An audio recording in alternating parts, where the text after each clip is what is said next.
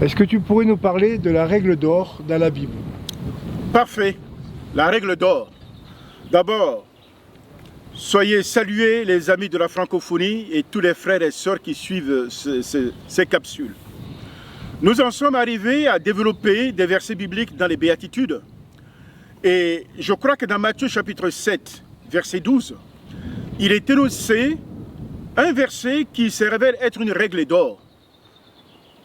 Je le cite. Ne faites à autrui ce que vous ne voulez qu'on vous fasse. Ou autrement dit, ce que vous voulez qu'on vous fasse, faites de même pour les autres. Cette formulation est très répandue. On appelle ça la règle d'or en Occident. Mais cela a pris sa racine dans l'Ancien Testament. Tu aimeras ton prochain comme toi-même, qui est l'un des commandements de Dieu. Cette règle d'or qui a été énoncée, c'est l'éthique de la réciprocité, dont le principe fondamental est énoncé dans presque toutes les grandes religions et toutes les cultures du monde. Traiter les autres comme tu voudrais être traité. Ne fais pas aux autres ce que tu ne voudrais pas qu'on te fasse.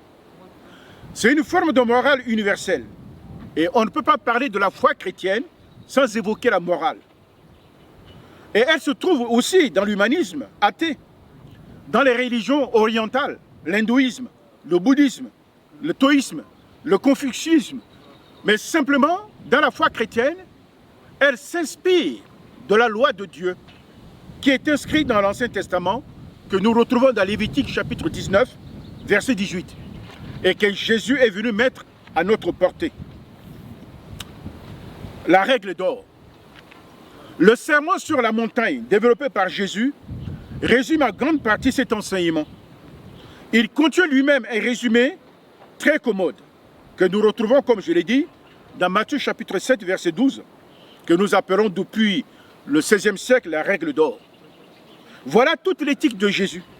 Toute l'éthique de Jésus est énoncée en une seule phrase. Par définition, un résumé ne dit pas tout, mais elle vous donne une idée fondamentale et qui pourrait être un principe de vie. Ainsi, faites aux autres ce que vous ne voulez pas qu'on vous fasse. Premièrement, si vous voulez que les gens vous aiment, commencez par aimer les autres. Et dans la loi de Dieu, il y a un principe qu'on appelle le principe de la semaille et de la moisson. C'est-à-dire, si je sème une graine, je récolte au minimum 30, 60 ou 100. Si je sème de bonnes pensées, je récolterai de bonnes pensées. Si je sème de bonnes paroles à mes voisins, je vais récolter de bonnes paroles. Mais si je sème la haine, ce principe va fonctionner. Ce que tu veux que les gens te fassent, fais-le de même pour les autres. Mais si tu fais ce que tu ne veux pas qu'on te fasse et que tu fais aux autres, tu vas le récolter. Et c'est une loi. Osez le dire, celui qui sème le vent récolte la tempête. C'est vrai qu'on est sur le mot bouquet, le vent souffle, il souffle fort. Mais si vous faites du mal à quelqu'un, attendez-vous à recevoir le mal en retour.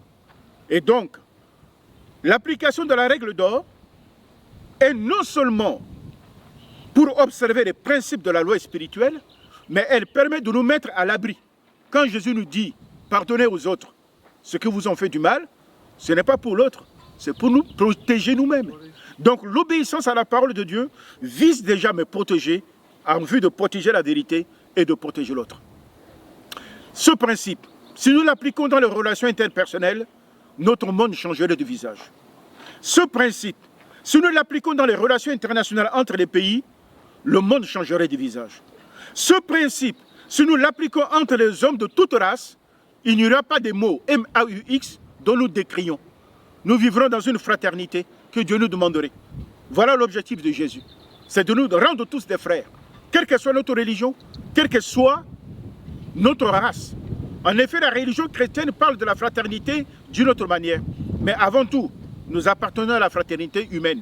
Et nous devons être frères les uns les autres, avant de devenir frères dans la foi. Alors, ne faites pas aux autres ce que vous ne voulez pas qu'on vous fasse à vous. Voilà le principe. Et votre vie n'en sera que bénie.